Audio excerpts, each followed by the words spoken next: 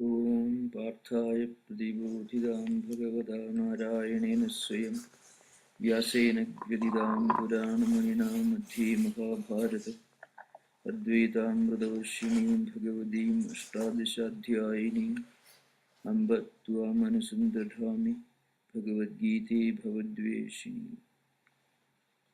So yesterday we were dealing with the second mantra. We have already concluded. Arjuna puts a question before Sri Krishna against the background of what Sri Krishna had taught him earlier. Because in the earlier chapters, the Lord had already dealt with the mode of worship of God with form and also without form. But it has not yet become clear to Arjuna as to which of the two paths, the path of devotion, that is worship of God with form, or the path of jnanam, the path of wisdom, the worship of God without form. Which of these two is better and easier, and which of the two aspirants is superior? Now, I already made clear yesterday that it is not a matter of choice, it is a matter of evolution. See, we cannot actually choose which path is appropriate for us. In fact, it depends upon our own spiritual evolution. Those who have succeeded in controlling their mind and senses of perception, and those who have reached a very high level of discriminating the real from the unreal, can naturally follow the path of wisdom, the path of the worship of the impersonal. But those who have not yet reached that level, whose senses are distracted, should offer their mind and their aspirations, their emotions to God as we put flowers at the altar. So, those who follow the path of the personal sublimates and purifies their senses of perception and senses of action. They don't have to guard over. They don't have to work hard to control their senses. They should rather divert their senses towards spiritual ideas, towards they should give a Godward orientation to their senses. They rather employs their senses to serve God. So instead of seeing undesirable things with their eyes, they should try to see good things with their eyes, things which will create a spiritual culture in their mind. And instead of hearing undesirable things, they should divert their ears and mind towards spiritually useful things. So as I said earlier, yesterday I made this clear, all these five senses of perception and action, they are extrovert in nature, and they drag our mind towards external objects. Ear and mind together perceive an object by hearing, and eyes and mind together perceive an object by seeing, and nostrils and mind together perceive an object through smelling, and also the same thing happens when mind and the sense of touch and the sense of taste and sense of hearing, the sense of sense of seeing, when they all combine, we perceive different objects. Now, and this, as I said, these senses by their very nature are extrovert in their character. There is a famous verse in the Vivekachudamani, most of you must have heard. Some of you have repeated this earlier. The verse is this: Shabdadavi Panjabhireva Pancha Panjatta Mapusa Gunena Bedhaha Kuranga Madanga Padanga Meenaha Bringa Nara Panjabhiranchidaki. Very graphic description of how the senses of action and senses of perception function. So you have to think of a forest, and a hunter goes about hunting the deer. A deer is hiding somewhere in a cave or in a bush. So maybe in ancient times the hunters used to play on some crude musical instruments. And hearing this music, the deer will come out of its cave, its hiding place. And then the hunter will shoot an arrow and the deer will be killed. So the deer heard this voice and it caused its death. So its attachment to the sense of hearing is the cause of its death. And elephants normally move in herds, in groups, and they touch each other. The bigger elephants will carefully protect the smaller ones. So they touch each other. And what happens? Then those who are trying to catch elephants, they will dig deep pits, and they will sometimes unleash a female elephant to entice these other elephants, and they also get caught. So the sense of touch leads to their being caught or their death also sometimes. So again, moths, when they see a blazing fire, they may think it's something very attractive, and they move towards the blazing fire. And so the sense of vision is the cause of their death, and they perish in the blazing fire.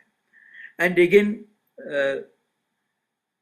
then fish, fish generally are caught, they're enticed, they're tempted by the smell of that, I don't know what it is, the bite that is cooked into the hook, fishing rod, and bite. Yes, that's how they are caught. Bait, oh yes. Anyway, you can decide for yourself, because I myself am not very familiar with how they catch fish. And again, some small honeybees, how they sometimes are caught. They move from place to place, smelling the fragrance of flowers, and sometimes they are killed by other creatures who are hunting for small creatures. So all these 5 creatures face their death because they are tempted, they are enticed by their senses. And Shankaracharya makes a statement to say, Nara Panchaviranjitakim, man is simultaneously dragged towards external objects by all the 5 senses every minute, every second. So what to speak of man's pathetic condition? Because these creatures are tempted by one of the senses of perception. But man is simultaneously being dragged into external objects by all the 5 senses. All these 5 senses together drag human mind towards external objects. So those who follow the path of worship of the personal God have got a great advantage. They can serve God with all these 5 senses. So the 5 senses, instead of moving towards external objects, can be diverted towards God himself. This is explained, we'll come to that when we discuss the 9th verse. We will discuss this point, but I shall refer to this point as an introduction. This is called Navatha Bhakti, a famous method of worship of God. In one of our most celebrated Puranas, there is a story of a prince Prahlada, whose father was a demon and a tyrant, who you tortured him because of this boy's devotion to God. So, but this boy had many friends. So, even as a small boy, he used to give advices to his friends. So, because of his devotion, the father got angry and tried to drag him away from this path of devotion. So, he employed some evil men to teach evil things to this boy. So he thought, now this my son will be saved from this devotion to God and will become a perfect demon. So that was his expectation. But what really happened, Prahlada's devotion, Prahlada's spiritual culture became more intense. So once the demon asked him, come, let me hear what your teachers have taught you. He possibly thought the teachers had taught him how to steal, how to tell lies, how to kill innocent human beings. That was the kind of lessons which his teachers must have taught him. But Prahlada's answer was this: Sravanam Kirtanam Vishnu Smaranam Padasevanam Archanam Vandanam Dasyam Sakhyam Atmanivedanam Idi Pumsa Pida Vishnu Bhaktische Navalakshana Kriyede Bhagavati Adhva Tanmadhi Adhidam Uttamam. This is Prahlada's answer. In fact, this gives a clue to the dynamics of worship of the personal God. One of the most well-known descriptions of the dynamics of worship of personal God. So he says Sravanam means hearing. So instead of hearing undesirable things, you hear good things, listen to good ideas, listen to words which will create spiritual fervor in you, which will make your mind more calm and peaceful and tranquil instead of confusing your mind. Such things you hear. Either you can, if you can't read, at least you can listen to the exposition of spiritual ideas, elevating ideas. This is Kirtanam. He means again chanting the glory of God, and then thinking or remembering God's name. So Sravanam, Kirtanam, Vishnu, Smaranam. Smarana means remembering. And then considering what all your actions as an act of worship of God. So every moment becomes an act of meditation. Every act becomes an act of worship. Whole life gets spiritualized. This is the instruction Prahlada. Then, if possible, you do formal worship, or consider all your actions as some kind of formal worship, and then consider yourself to be a servant of God, and then consider God as your friend, and then surrender yourself to God. These are the 9 methods of worship which Prahlada teaches, which Prahlada narrates, describes in the famous Purana, Bhagavad Purana. Now, this is the process.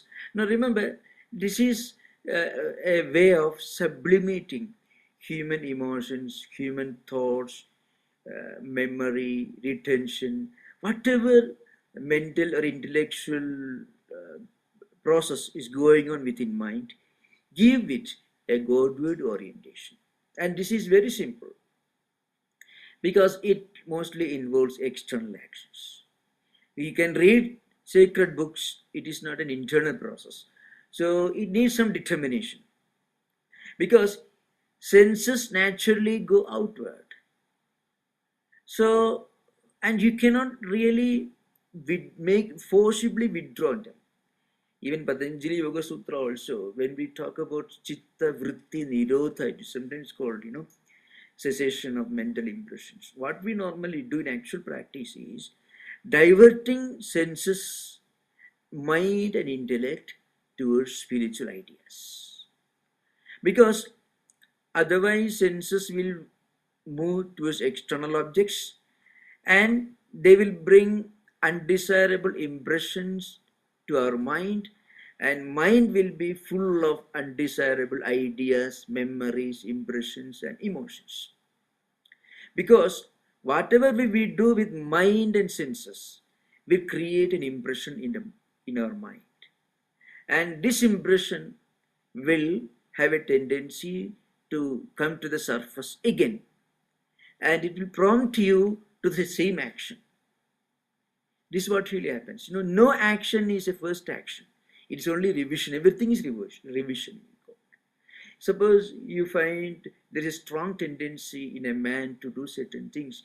It's because he has done those things sometime in the past, if not in this life.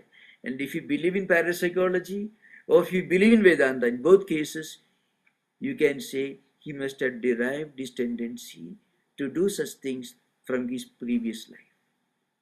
So in parapsychology, they hypnotize patients, and sometimes, because hypnotism works only from the time memory formation takes place. So of course, this is not acknowledged to be a full-fledged scientific branch of psychology. But if a patient is regressed, he can be brought back to his previous life experiences. So Vedanta says, if you have a strong tendency to a spiritual pursuit or towards any action, and if you don't find any rational justification or explanation for that tendency, you can decide it's coming from some action that we may have performed in previous life. That's why there is a tendency. So whatever we do creates this impression. And again, we cannot forcibly withdraw the senses from external objects. We may forcibly withdraw senses of action, but we can never withdraw the senses of perception, perception. See, in the Gita, in this contains a famous verse. Sri Krishna tells Arjuna, look here Arjuna, you can never keep quiet for one split second. Nahi kasik kshanamabi jadu tishtati akarmakrit. Karyadehi avasha karma sarvat pragrudijaihi gunaihi. You cannot keep quiet even for one split second. Kshana means for 1 second. Because by your very nature, your senses will move towards external things. And you will be forced to do things. Even if you are sitting in an armchair without doing any work, your mind will be hyperactive. Your mind will be doing all actions. Mentally, you will create a world of your own in which you work with your hands, your legs, your ears, your senses of action, and also senses of perception. So one can never really remain inactive mentally and physically, even for a split second. We cannot do that. So what do? We just divert these activities to God. We give a Godward orientation to these activities. That is a great advantage of those who look upon God as one supreme divine person, the worship of the personal God. Now, that's a great advantage. So that's why in the second verse, Sri Krishna says, he is the perfect aspirant. He is most perfect in yoga, who has fixed his mind intently on me with great steadfastness, and worship God with absolute faith. This is the advantage of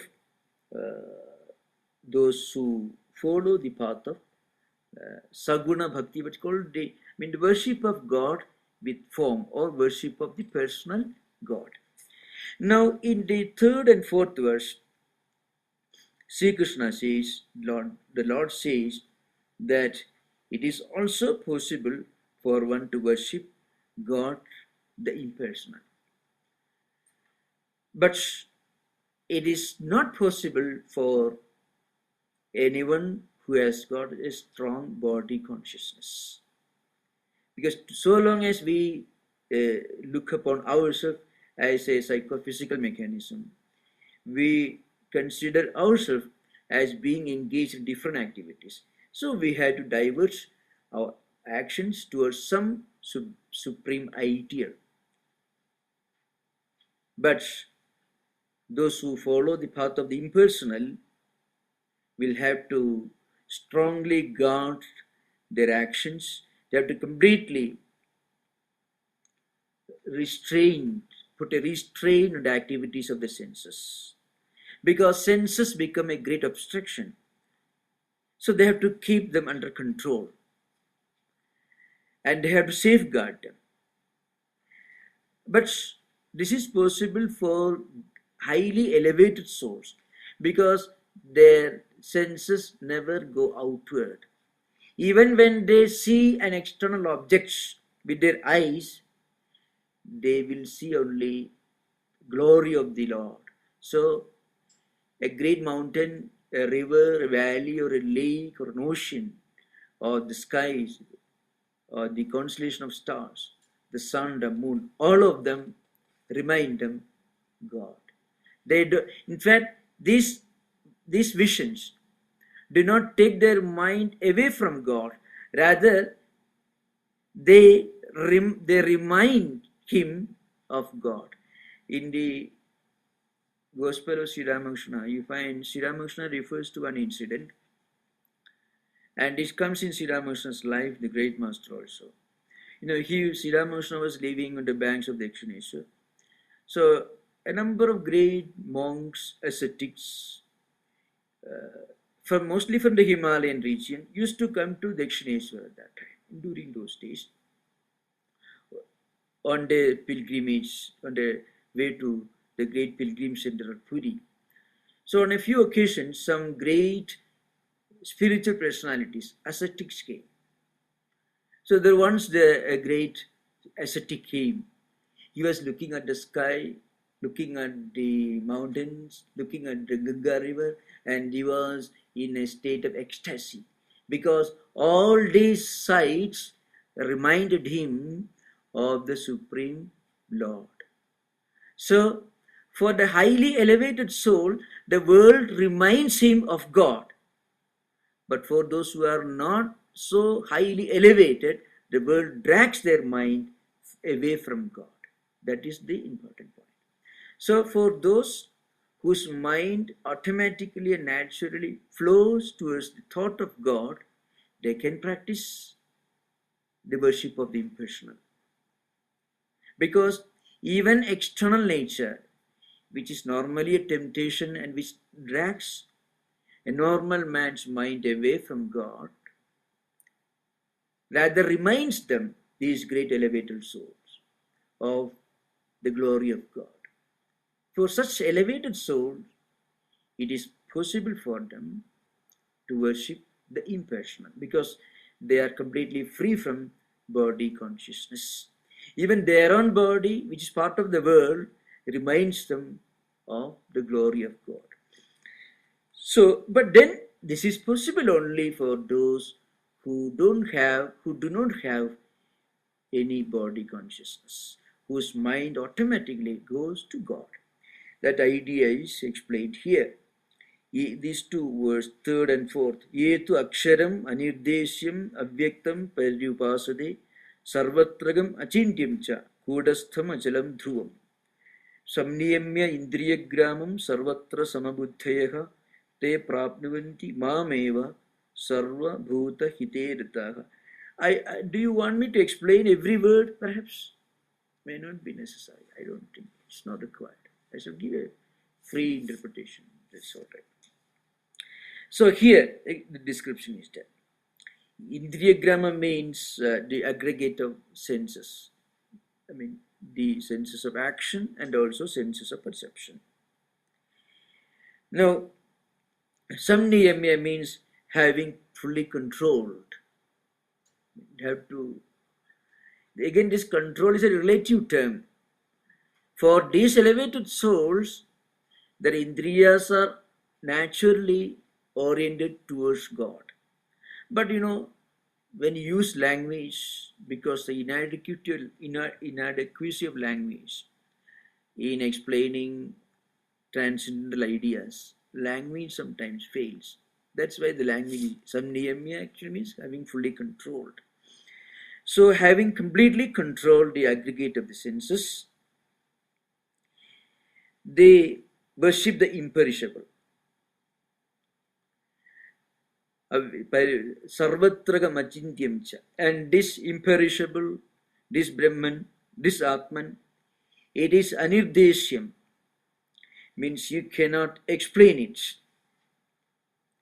You cannot in any way describe it. It is beyond words. You cannot name it. In that sense it is called. Avyaktam. Avyaktam means unmanifest. It is the impersonal principle, the reality which is beyond any personal attributes. Now, in Advaita, one point to remember is, when we explain Brahman as beyond gunas, as sometimes you find gunatita, such expressions you find, as impersonal, or as the unmanifest, as the inexplicable, what we mean is that Brahman, the ultimate reality, is beyond explanation, beyond personal attributes. It not against it, not devoid of personal attributes, but beyond personal attributes. This is a point to be remembered. When we describe that absolute impersonal principle as avyaktam, anirdesyam, and so on, as something unmanifest, or inexplicable, or undefinable, the implication is this: that reality is beyond limitations in the form of manifestation, or limitations in the form of definition, or limitations in the form of explanation. Because if you name something, it becomes limited. If you define something, it becomes limited. And if you describe something, it becomes limited. And if you say that God has got this name, or God manifests in this manner, or God has these attributes, it becomes limited. The idea is this: God is capable of manifestation, but he is not confined to manifestation. A man can explain God, but that explanation doesn't exhaust God. That's the idea there. It goes beyond explanation.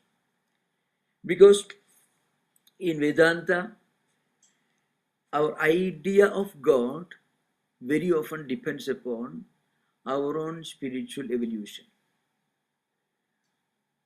This is a very important point that we have to understand. So when we describe the impersonal principle, when we conceive an impersonal principle, we only limit that unlimited reality to our level of understanding. That is the point. So when we think of God as a person with attributes, etc., it means, and when we think that that is the supreme reality, it means we are able to understand God only in that dimension. But that doesn't limit or exhaust the dimensions of God. So that's why, a very crude, unrefined man may think that God is a tyrant sitting somewhere who creates this world, who supervises this world, and then who puts before you a set of do's and don'ts, rules and regulations, which he wants you to follow, and he will send you to heaven if you obey him, and will send you to hell if you disobey him. And now this is very good, but for a beginner. And as we go further, our understanding of God increases. So God doesn't grow, we grow. In fact, according to our own spiritual evolution, our understanding of the unlimited reality becomes more and more complete, or it becomes less and less incomplete, to be more precise. So a highly refined man may think, well, God is not somebody whom I can please just by going to a place of worship, by doing some rituals, etc. God is even beyond that.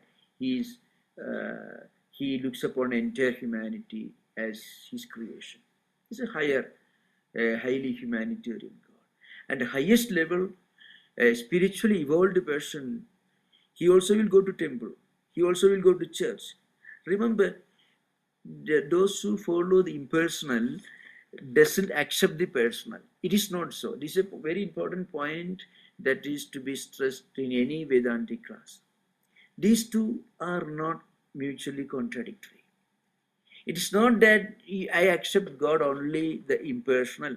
I don't care for God, it's impersonal. It is wrong. As I said last time, the greatest Advaitin, the one who established Advaita philosophy, was the author of the most sublime devotional poetry in Sanskrit language.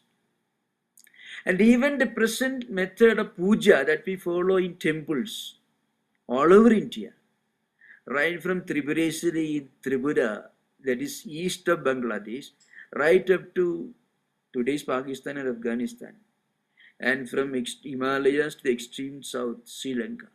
Shankaracharya traveled these regions 4 times, and he modified the modes of worship in all these temples. Many temples he himself established.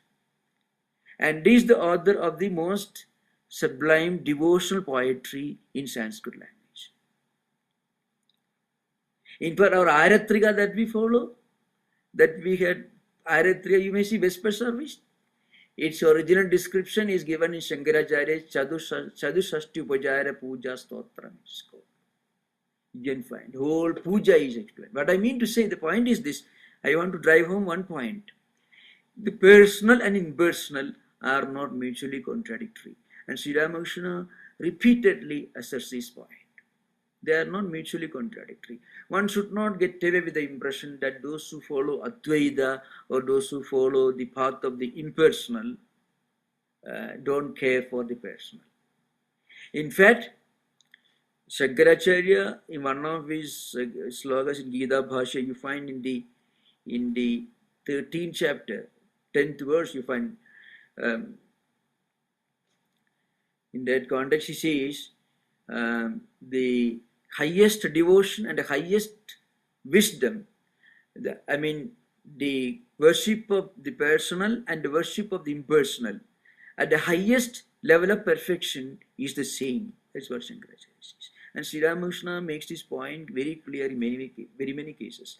So the point is this: when we evolve more and more, our own understanding of the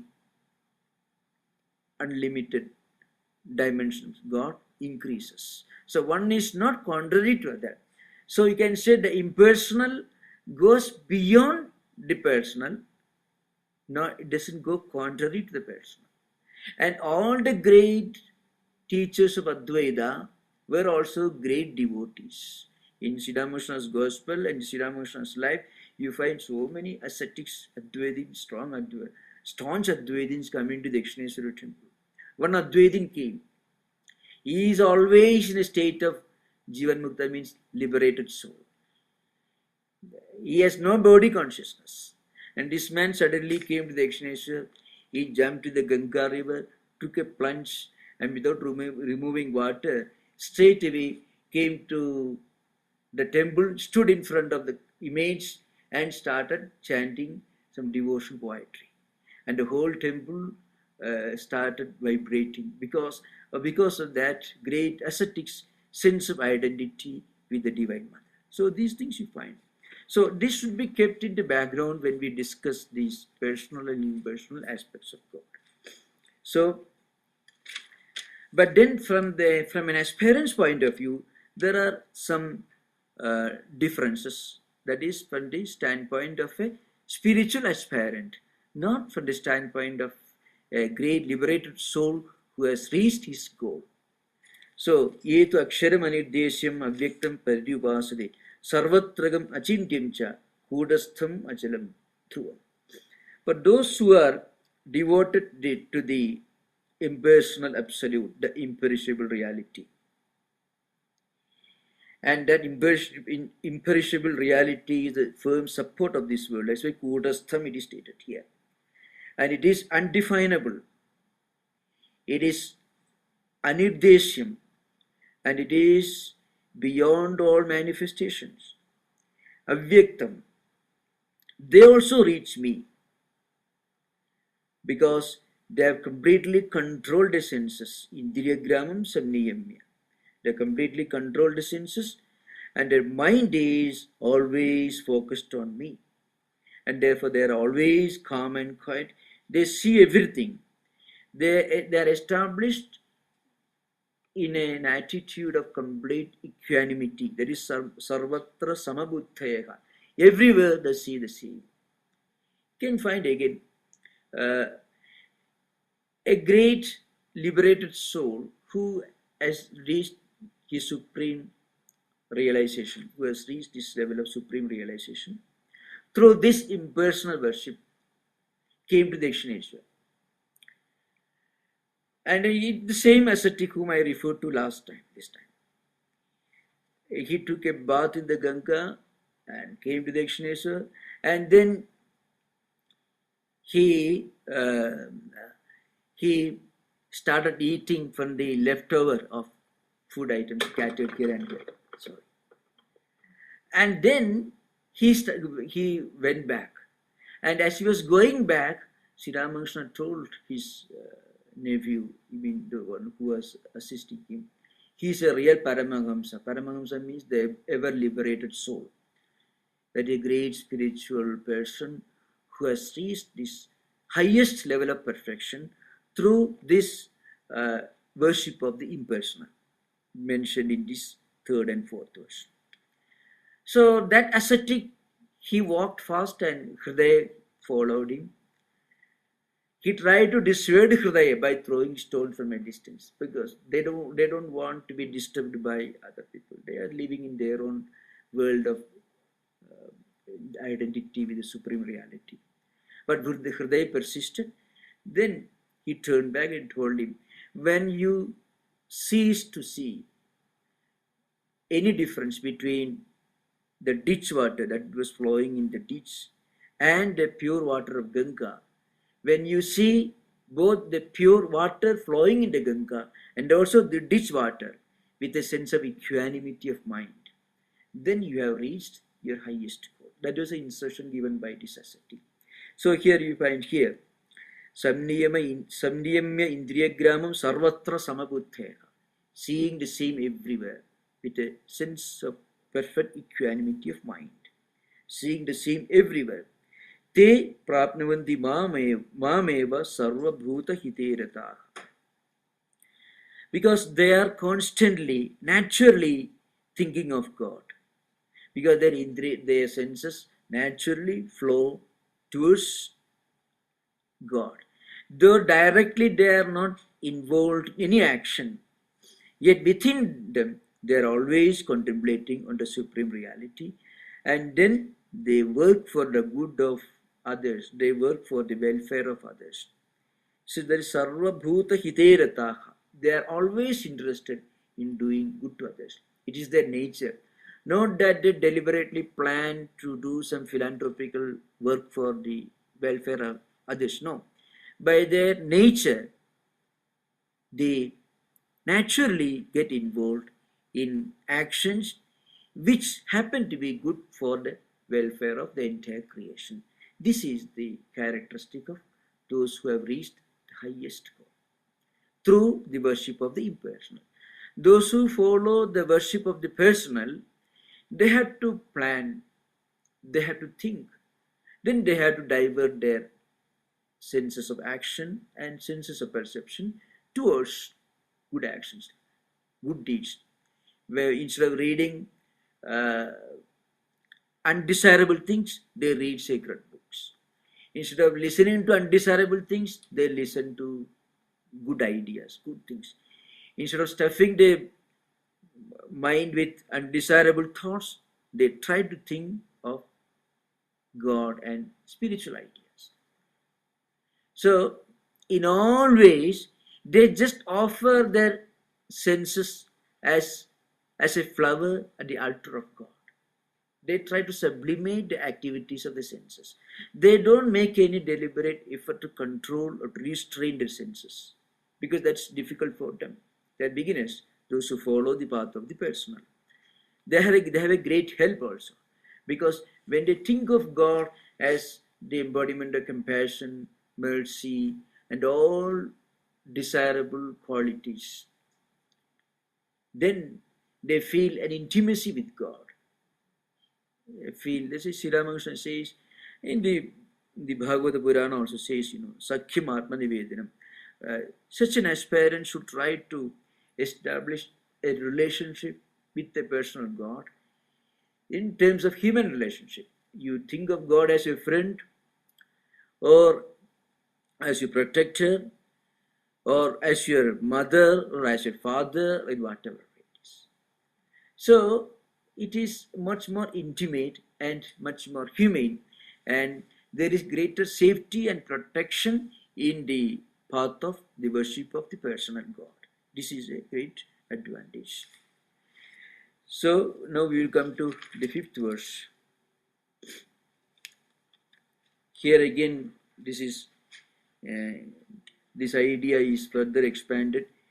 Kleshodhigadarastesham avyaktasakta chedasam avyaktah gadir dukkham dehavadbhihi avapyati. So that point is stressed here.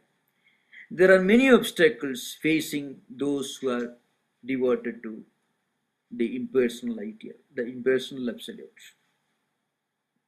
As I said, they don't have, they cannot expect the active help of a personal God. In the case of those who look upon God as a person, looks upon him as God of love, and God himself becomes an active factor in their daily life, in their spiritual life. So yesterday I explained this prapatyo sharanagati, anugulyasya sankalpaha, pratigulyasya varjanam, rakshasya vishwasaha, goprukta varanam tatha. The 3rd and 4th means God will protect me. This strong conviction. And then God is the protector. Gopta means somebody who protects you. So these convictions turn God into an active factor in the day-to-day activities of a spiritual aspirant who worships God as a person. So spiritual life is more easy. Temptations of the senses are less, because these temptations are given a Godward orientation. So Sri Ramakrishna says, is it tamasa bhakti, rajasiga bhakti, sattvika bhakti, etc. So there is an extreme case of tamasa bhakti. Tamasa means the crude, unrefined. Tamasa really means darkness. You can say crude or unrefined. So you fight with God, you quarrel with God. What? You won't bless me, I shall make you bless me. If you can get angry with God, God doesn't mind. That is an interesting thing. And in fact, in some of the Puranic literature, these demons were there. Ravana, many. I won't burden you with the Puranic ideas. You may be familiar, but many of the demons, they were always afraid that God has incarnated as Krishna and Rama, they are going to kill me, etc. So those fellows, they were always thinking of God, not as my protector, as the one who is going to harm me. So that thought became the cause of their liberation, because at least in a negative way they were thinking of God. This is the Virodhi Bhakti is called. Means communion through confrontation, as it is sometimes called. So any kind of Godward orientation given to the senses becomes it turns God into an active factor in our daily life. That is the advantage of worshipping God as a supreme person.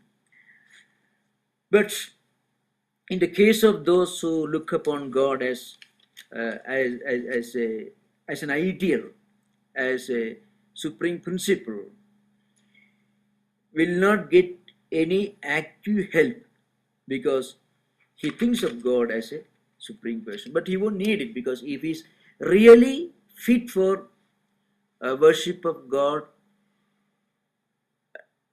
as a principle, the impersonal, then it won't be difficult for him. What Sri Krishna means is this: those who are not actually fit for worship of the impersonal, if they try to follow that path, it will be difficult for them. The kleshaha adhika means it's much more difficult. The obstacles for those who are devoted to the impersonal absolute are far greater, because it is not easy, and it is impossible for those who have got a strong sense of body consciousness. Those who believe that they are a psychophysical mechanism, that they are the human bodies, the world is real. They have to think of God as the creator of this world, and entire humanity as his creation, and therefore the whole humanity as a kind of brotherhood, and should try to divert all his energies to serve mankind. And that's why Swamiji said, the greatest act of worship is to serve the man living next door to you, because Taj Mahal is because human mind is the Taj Mahal of temples. Swamiji gives 3-4 versions of this idea. The human mind is the Taj Mahal of temples. So the greatest act of worship is to serve man living next door to you, because man is the most sublime, most beautiful temple. Temple is a place where God lives. So human mind is the most beautiful temple. So the greatest act of worship is to serve human beings living next door to you. This makes the path of those who follow the personal God very easy. Let's see. But this can be achieved only through deliberate effort. This attitude of looking upon entire creation as a creation of God and as a spiritual brotherhood, it is possible only through deliberate effort for those who look upon God as a supreme divine person. But this becomes natural for those who have reached their destination, their goal, through the path of worship of the impersonal. I hope it is clear. If you got any doubt, you can ask. It's very simple. It becomes natural for those who have reached the highest level of perfection through Advaita, non-dualistic realization. But it is something which should be deliberately cultivated and practiced by all the spiritual aspirants who have not reached that level of perfection. That's what Swamiji means when he says that human mind is the Taj Mahal of temples. The greatest act of worship is to serve the human beings living next door to us. The practical Vedanta, you find this. So, avyakta hi gatir dukkham dehavadbhihi avapyate. Now, for those who have got a strong sense of body consciousness, this worship of the personal is very difficult, because every time he is trying to practice this, there are many obstacles. That's why I said at the very beginning, it is not a matter of our choice, it's a matter of our evolution. It's not that we go to a market, we can buy apples or oranges, whatever we want. Not that way. That is what Arjuna actually thought. This confusion can be found in some other chapters also, Arjuna's confusion. Sri Krishna says that Once you have attained full control over the senses and your mind automatically float towards the transcendental ideal, then you are fit for the practice of Advaita, practice of the impersonal, worship of the impersonal. Because there you have to forget your own identity. You have to realize your identity, your non-difference with that supreme principle. But when you follow the path of the personal God, even if your senses are distracted, mind is disturbed, even if you are suffering from all kinds of physical or mental problems, you can look upon God as your protector, and as you can also strongly believe that God will protect me. As I said yesterday, the second and third factors in prapatti, in the path of surrender, that is Dakshasiddhi Vishwasaha Goprukta Varanam Tatha. God will protect me, this strong conviction, and God is my protector, this strong conviction. These two convictions are a great help for beginners in spiritual journey.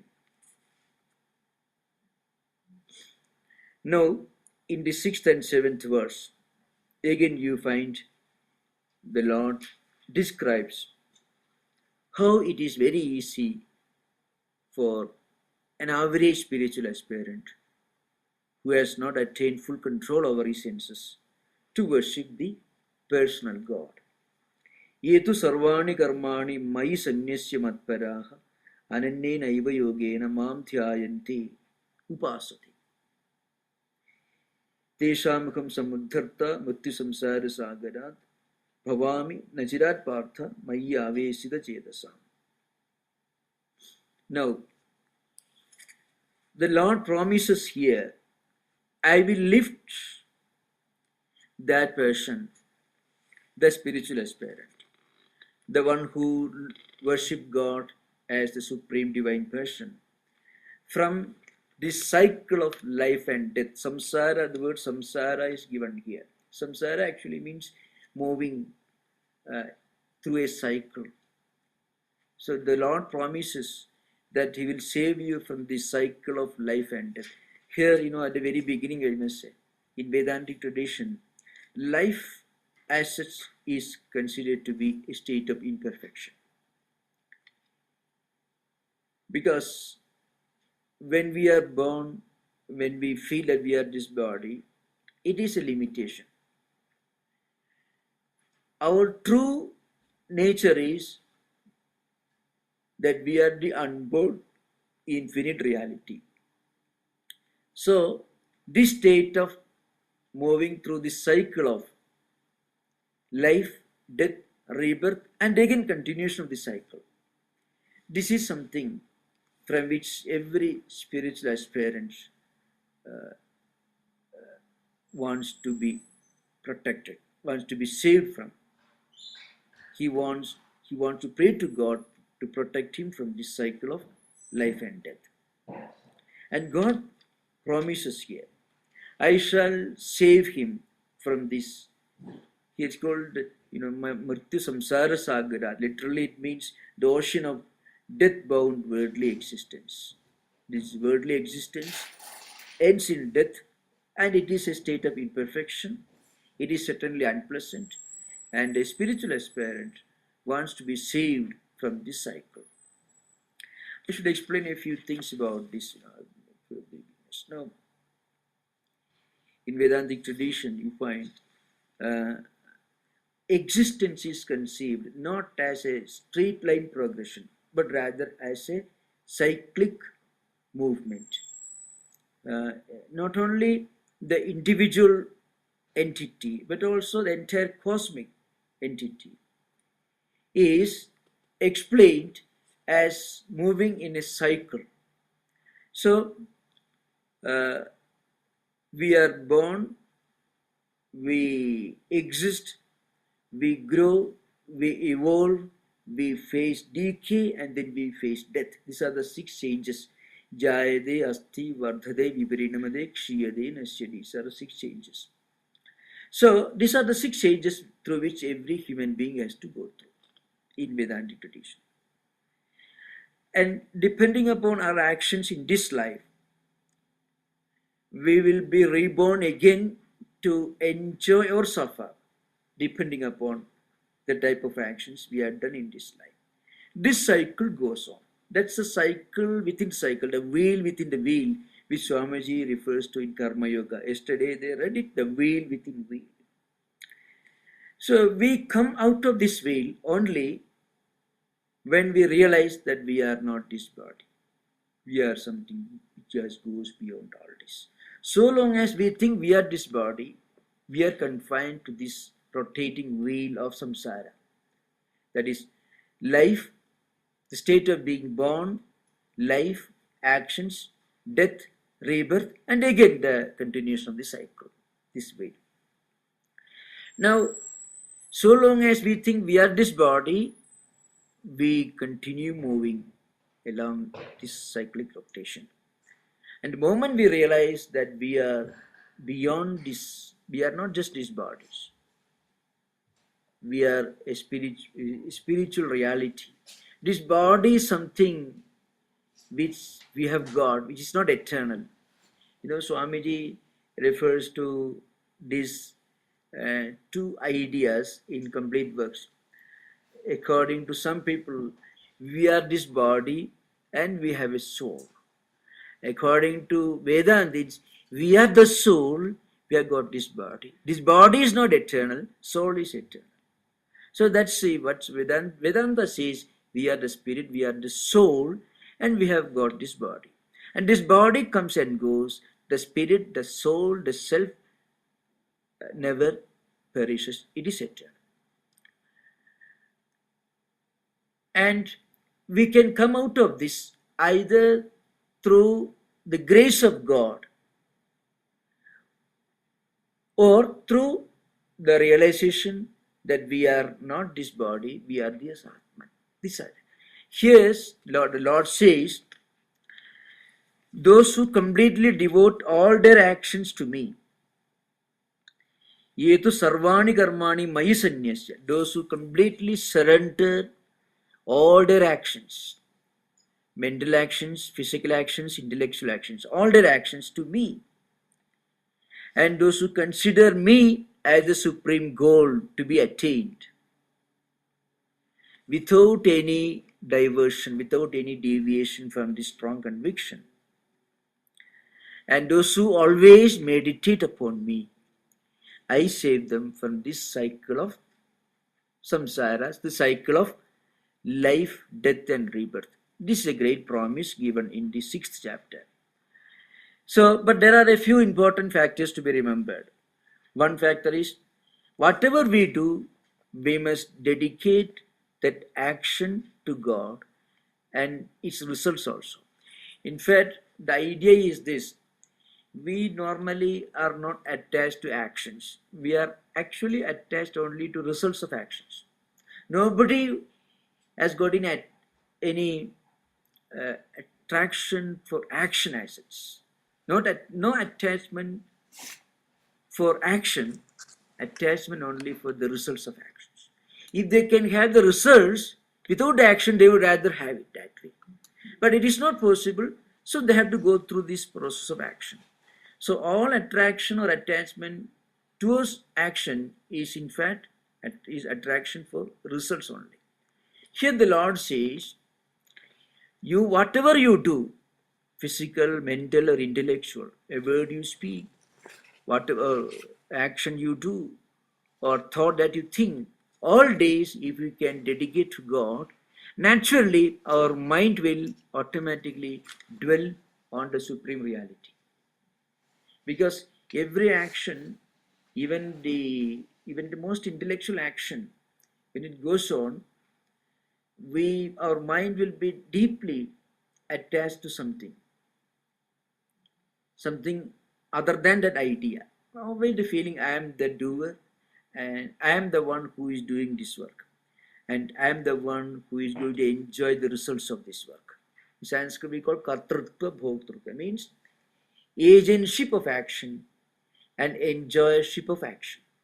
We feel we are doing the work, so I am the one who is doing this work. and therefore I am the one who is going to enjoy the results of this work. Both these go together. So we never get a chance to think of God. We think of action and we think of ourselves as the agent of that action, and also the one who is going to enjoy the result of this action. Now Lord Krishna says, instead of that, if you can think that I am making you do this work, you are doing all this, then slowly the feeling that I am the agent of this action will vanish. It will decrease. And more, every deed, every action will remind you of the ultimate actor, the ultimate reality, God Himself. In the Gospel, you find Sri Ramakrishna says, from a devotee standpoint, he says, not even a blade of grass can move without His will. His capital letter H, God's will. So if this can be practiced by a spiritual aspirant, then every act will make you think of God. Every act will automatically take your mind towards God. Then what happens? Mam dhyayante. Then naturally you will be meditating on you. Because meditation is nothing but intense, continuous flow of mind towards an object. It is called meditation. That is the definition of dhyana. Continuous, intense flow of my mental impressions towards one object. That is called meditation.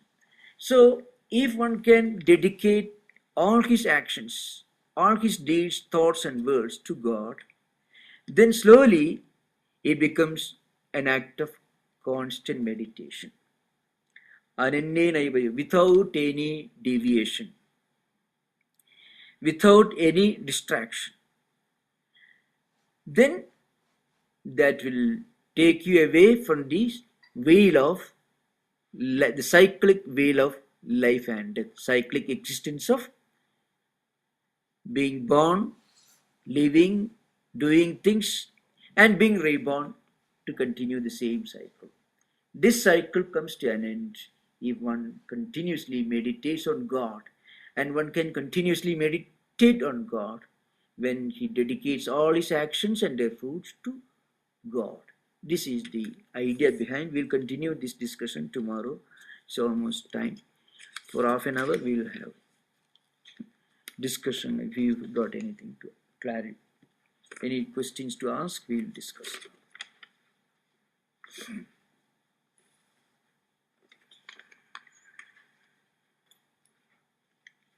So I may have a question and then a follow-up question. So looking at this from a secular point of view, or from a very beginner's point of view without any emphasis on God, Yeah. it would seem then that God can take the form of, or be a substitute for God worship, and take the form of God, of law, love of nature, or the respect for wisdom of others.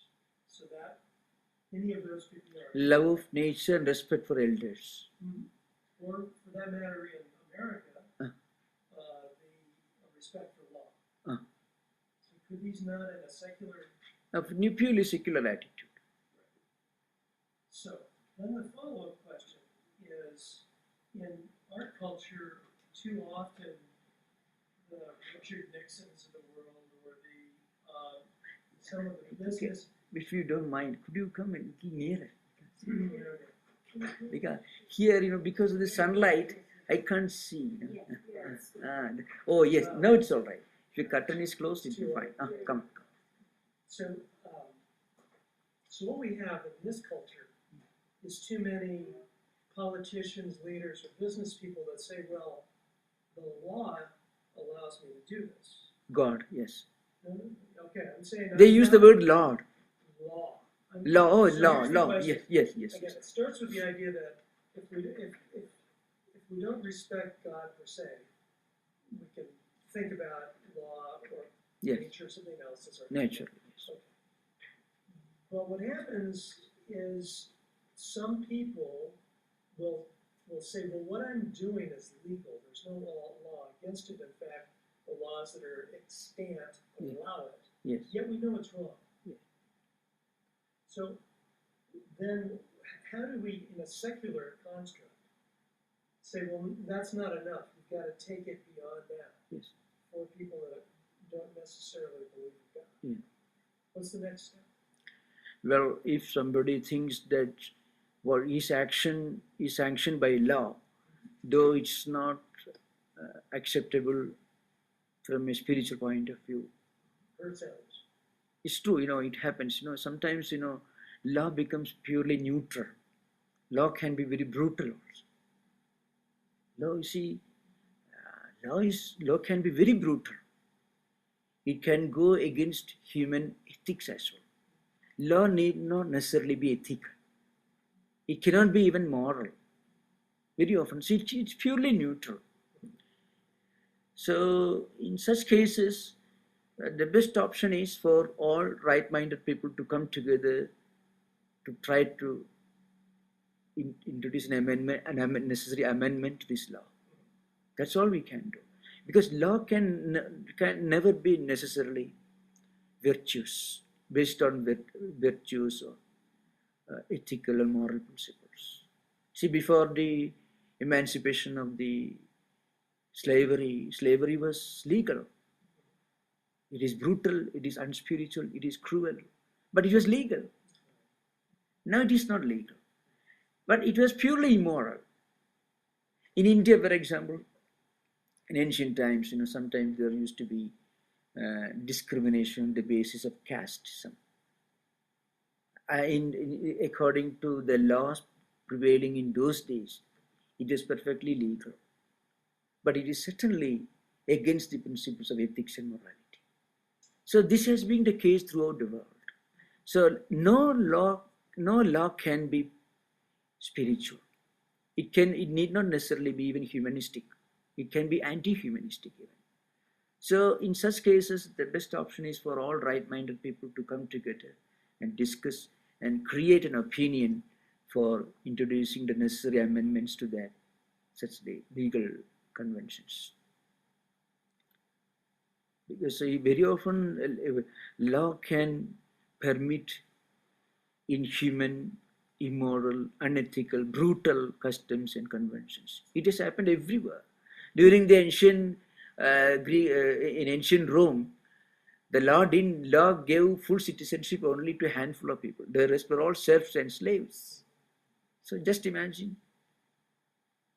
So there are much worse cases in certain countries where certain religious theocracy prevails. People who don't belong to the particular religion have no right to practice their religion. But it's unethical. So, but America is by and large much more enlightened. America is much more enlightened than many other countries in the world. At least such discussions are allowed. So all right-minded people can come together and introduce. This is a country which accepts good things, which discusses good things, which permits good things to happen here. It is a very enlightened democracy. So the best option is for all good, right-minded people to come together and work for an amendment. This is an enlightened democracy. You have got a scope for it. You have got an opening after all. There are many theocracies where there is no opening for any amendment or change. I am talking from a purely secular point of view, please. Yeah. I have nothing to do with religion or philosophy or anything else. Swami, I want to clarify something. I've understood in the past that both bhakti and jnana were equal paths, that when practiced to perfection, Yes. ended at the same goal. Yes. But some of the language today and yesterday seems a little different, as though with the word evolution, for instance, it seems as though at some point along the line of bhakti has to also become able to worship the impersonal God, and that bhakti is sort of a step in a hierarchy. Yes. So I'd like a little clarification. Yes, yes. Now, these two terms, the personal and impersonal, they are relevant only as means. When you are following a particular path to reach your goal in spiritual life, then the path of the personal and the path of the impersonal, what we call saguna, nirguna in Sanskrit language, they are relevant.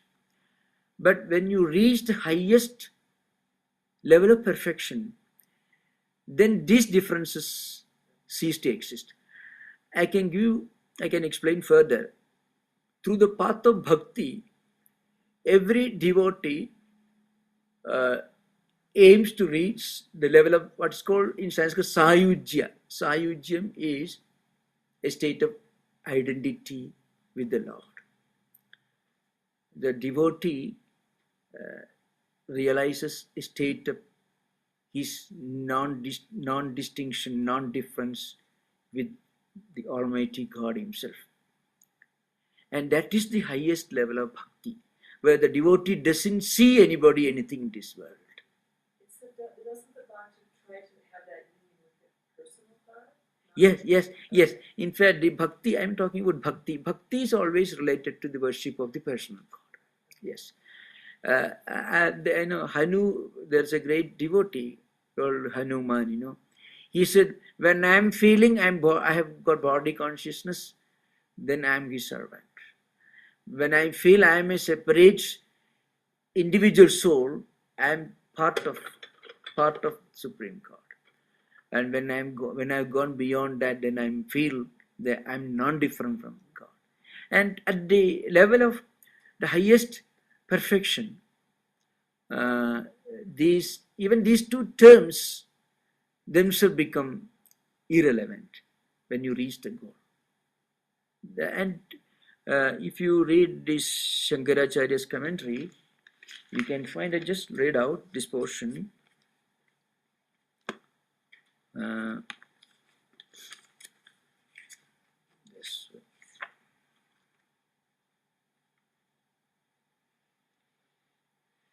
There is a famous verse here. Just a minute. If you have got the book, you can remember chapter 13, verse 10. Yes. Swami, what translation do you have? This is Tapasyanandaji's translation, but this is not the translation of Shankaracharya's commentary. I am referring to Shankaracharya's commentary. This is just a book, a simple translation. So I don't use. I am referring to Shankaracharya's commentary, not a text verse as such. Maicha ananya yogena bhakti avibhicharini vivikta desha sevitum anabhirjana samsati. That is practice of undivided devotion, concentrated, focused devotion through contemplation on God, on me, as one's own. This is called devotion at the highest level. It is called avibhicharini bhakti, means unswavering devotion, without any deviation, without any distraction, completely purest devotion. Shankaracharya, not in this book, in the Bhashya, Shankaracharya says, this devotion, which is pure, which is changeless, which is extremely concentrated, this pure devotion is the same thing as jnanam.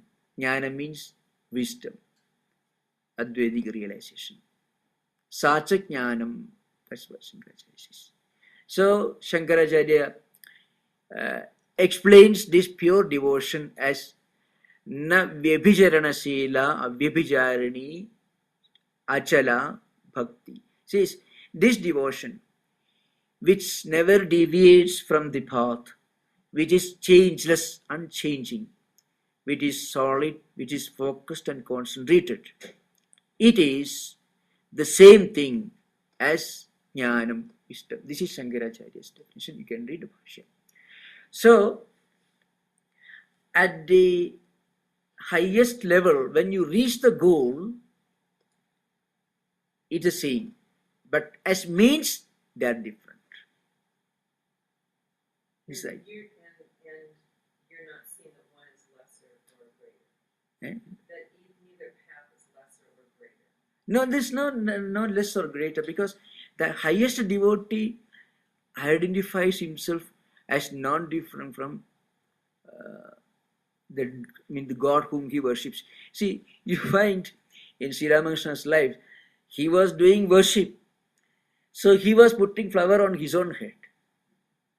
Now, but one should not, a devotee who has not reached that level, he should not do that.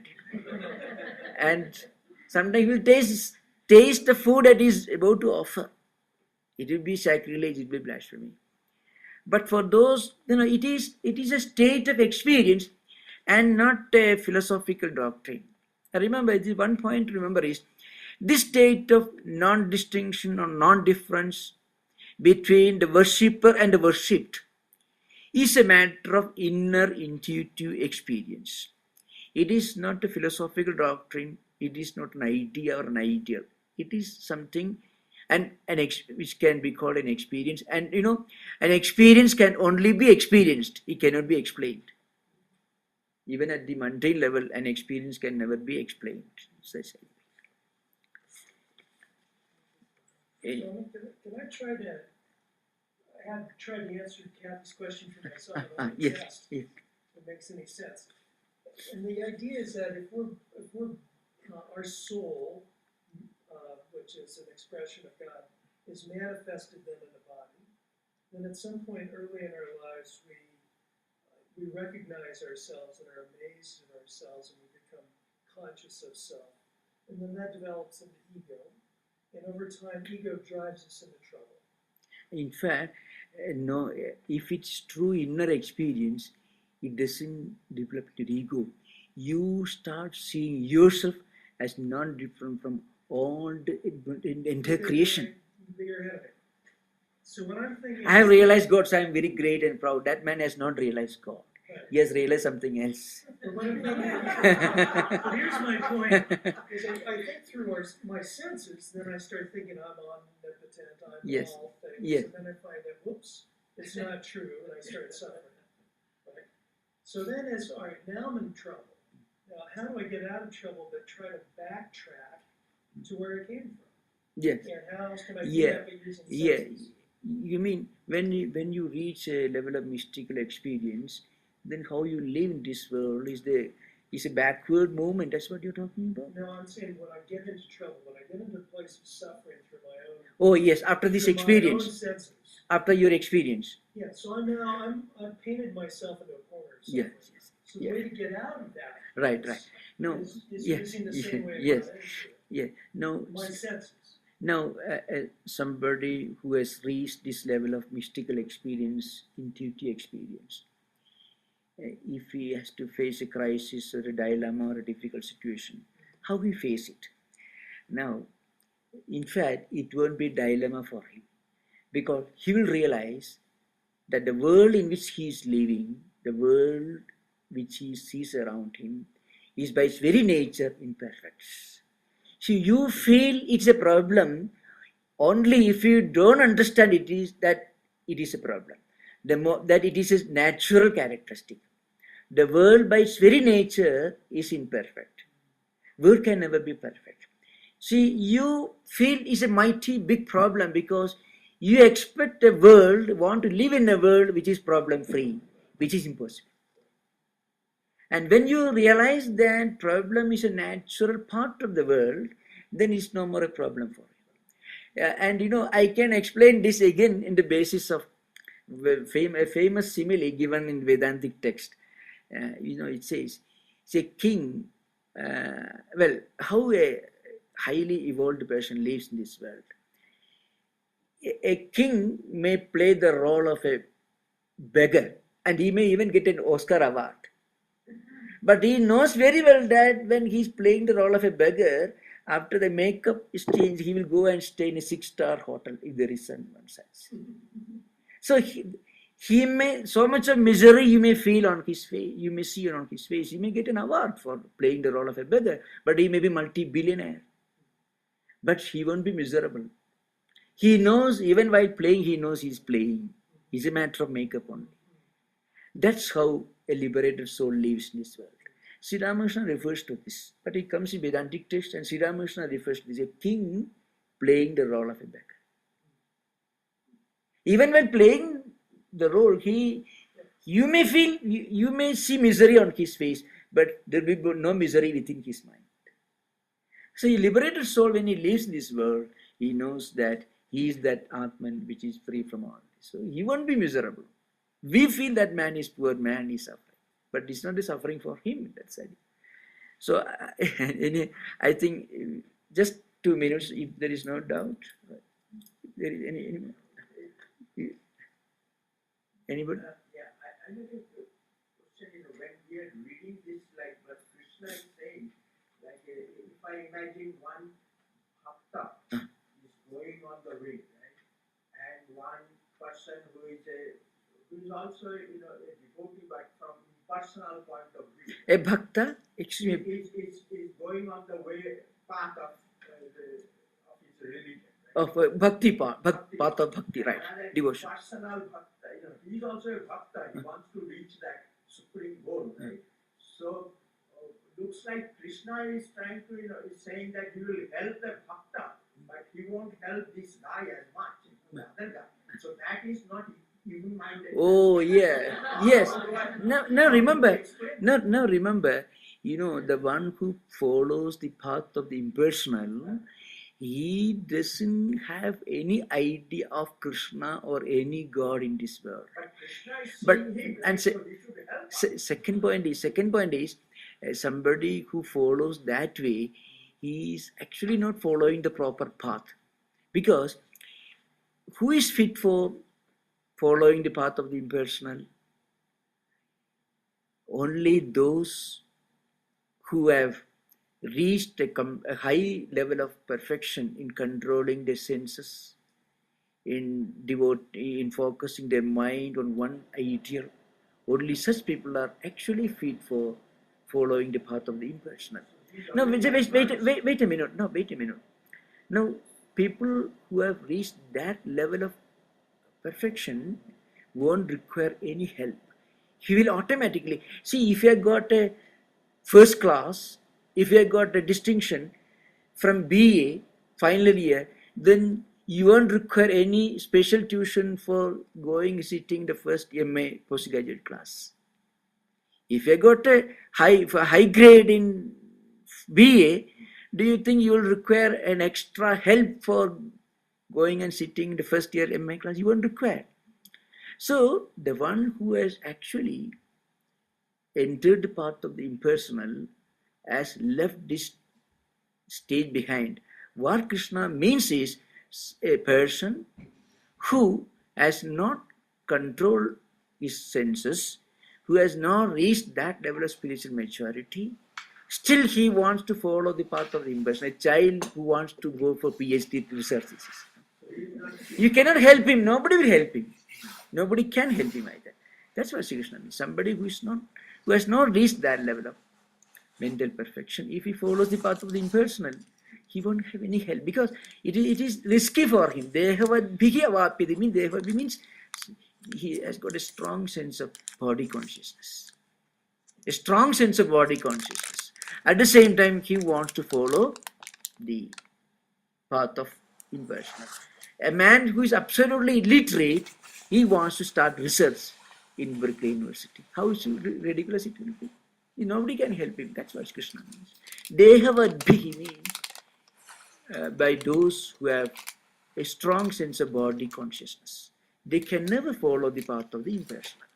They should rather follow the path of the personal. So that's right.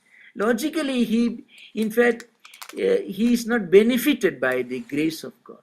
The grace of God will be of no use to him, because he doesn't turn to God and he doesn't understand the real path for him. That's the idea. Okay, thank you. Thank you all for discussion.